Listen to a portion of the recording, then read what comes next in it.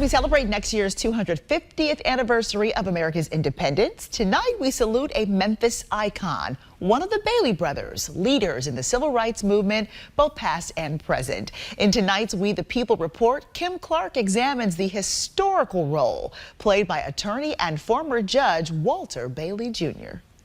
We the People is brought to you by these local sponsors.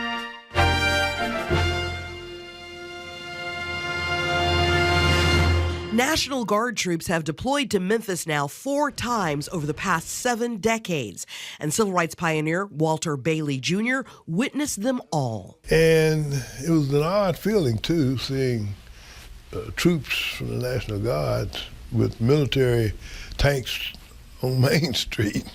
Bailey compares growing up in Memphis before the civil rights era to apartheid.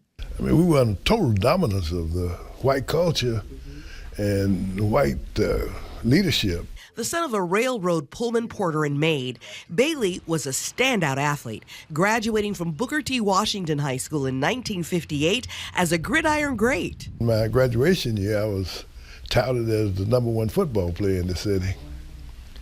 And then, of course, from there, I got my scholarship to Southern University in Baton Rouge, Louisiana. Bailey's younger brother, the late Judge DeArmey Bailey, eventually joined him at Southern, bringing with him a desire for change. And he was very committed in terms of being involved in the sit-in demonstration, the civil rights demonstration, marches down in Baton Rouge. And of course, that enticed me to be involved as well. In an effort to quell those protests, the all-white board at Southern University shut down the campus and forced the students to re-enroll. They didn't kick me out of school because I was such an outstanding football player, but they required me to stay out, not to live on campus at the athletic dorm anymore for fear that I would influence the students. Instead, Bailey moved in with the law students. And that's how I ended up with an interest in going to law school. After graduating law school, Bailey passed the Tennessee bar on the first try. He then moved his young family back home to Memphis, and shortly thereafter joined one of the first integrated law firms in the South. I was Radnor, Sugarman, Lucas, and Willis because I was assigned civil rights work, school desegregation, Fourth Amendment defense, as an attorney. During that time, he worked to desegregate Shelby County schools. He later represented the Reverend Dr. Martin Luther King Jr. in 1968 after the city filed an injunction against King to stop him from holding a second march with striking sanitation workers after the first march ended in unrest.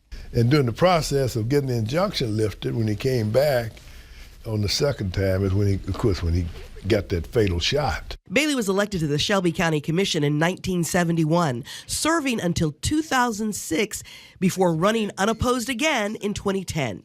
With more than 40 years on the commission, he's the longest serving county official in the country. And you also fought to rename the county parks from the Confederate names they had. The Daughters of the Confederacy had put on such a resistance, and we couldn't get our existing mayor at that time when we initially started to pay attention and get an interest in statute removal and park renaming.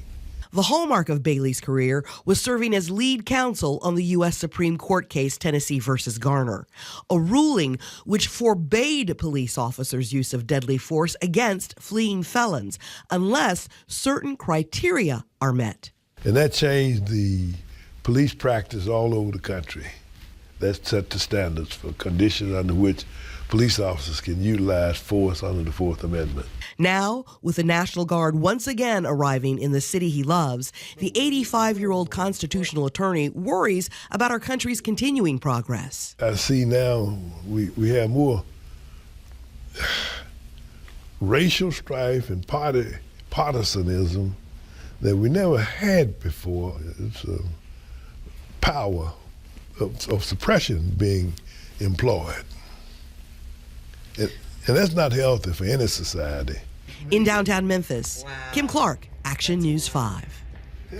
Fascinating. Well, in 2018, the Shelby County Criminal Justice Center was renamed to honor Walter Bailey Jr. The complex stands just across the street from the courthouse named after his brother, the late Judge DeArmey Bailey.